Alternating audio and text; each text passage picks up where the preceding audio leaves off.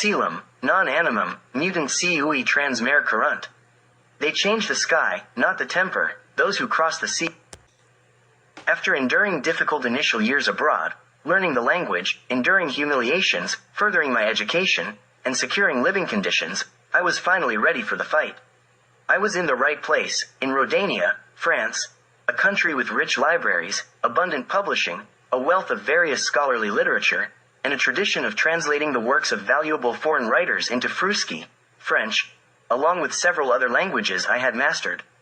There were no longer any obstacles on my path to thorough work. Youth, excellent health, and unwavering determination were on my side. I often worked for 20 hours a day without interruption, from month to month, from year to year, from decade to decade. In addition to sacrifice and perseverance, I had to develop a logical and critical way of thinking to the highest degree. Tirelessly, while my youth was passing by, I spent sleepless nights with books while my acquaintances and peers were having fun and enjoying themselves. People around me would say, Jovan's only love is Serbia. I admit that today I have two loves, the other being the embodiment of my Serbia in Serbia itself. Not a single ancient writer, not a single writer from the early Middle Ages, wherever they were published, escaped my findings and studies. All archaeological reviews, whether Freudian or British, from the beginning until today, and all renowned historians, archaeologists, linguists, philologists, and mythologists from the Renaissance to the present day. In light of the facts, it becomes clear to me that nothing from official history and school curricula in Serbia can withstand scholarly critique. What is present in those curricula is, in fact, a gross violation of history, stripping it from its pedestal as the foremost science and reducing it to the level of a prostitute.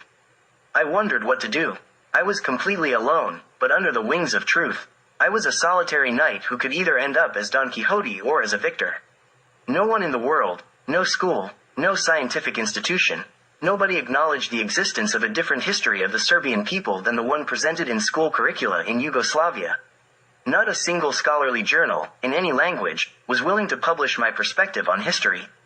Even partially, my knowledge implied a revision, a transformation, a revolution in social sciences, and no one dared to take a bite out of that apple, regardless of whether they agreed with me or not. Taking all these circumstances into account, no school in the world, no diploma from anyone and any institution, could prepare me or qualify me for my undertaking because the endeavor could not be accomplished within the existing system, but rather outside and against it. Mountains could be made out of books, in various languages, that contradict what I have been researching and discovering.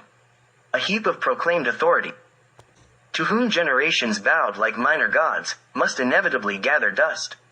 I knew that their defense and the battle around them would be formidable. I knew one rule, that the truth can be hidden for a long time, but not forever. Once it is uncovered, no one can hide it anymore. I respected the folk tradition about Emperor Trajan and his goat ears. I knew that the truth was on my side and that it had to prevail. With persistent work, my horizons expanded day by day. I became stronger, more confident, mastering the material and armed with compelling facts. All their feeble lies, all their falsifications fell in front of me like dominoes. I decided to write books, which, of course, no one wanted to publish. I offered my first book, the first volume of the history of the Serbs, to 6 publishers in Serbia. They all flatly rejected it without even asking to see the manuscript. I had to publish it myself, self-publishing. My book was banned in Yugoslavia as soon as it was released, even though it contained nothing but archaeology and ancient history. The ban on that book in Yugoslavia spoke volumes about the political power and the state of science, as well as the intentions of that power towards the Serbs. It was then that I discovered something that surprised me greatly, something that can undoubtedly be called an international anti-Serb conspiracy. This is what the renowned Serbian archaeologist Miloje Vasic, the discoverer of Vinca, referred to as orchestrated science, orchestrated archaeology, and orchestrated history. If people are aware of the true state of affairs, but schools and universities teach the opposite, and books are written in an attempt to convince people otherwise, how else can this be described but as a conspiracy? This will be confirmed later in various ways on the political stage during the dismantling of Yugoslavia and the events that followed. 2 things haunted me: the intellectual short-sightedness and the fear of truth among those who call themselves men of science, and the breadth of the anti-Serb conspiracy. It can also be called a conspiracy against truth or a conspiracy against history. As I conquered new ground in the field of historical science, I met, one by one, my future companions and collaborators. My encounter with Mrs. Olga Lukovich, who had come to prepare her doctoral thesis in classical philology, was crucial for her further work. She adopted one of my 2 suggestions for her thesis and successfully defended it. After the publication of my first book, History of the Serbs, I established a connection with Professor Radivoje Pasic, who was living in Italy at the time. Shortly thereafter, I also met Svet Bilbija, a highly learned theologian and linguist from Chicago. A little later, I got to know Miss Ruzika Borisavljević. We all researched and created with full steam, each in our own domain, but at the same time, we worked together and in the same direction. Thus, the Serbian Historical School was revitalized, which had been banned and shattered after the Berlin Congress. I can proudly say that I was its renovator and pioneer.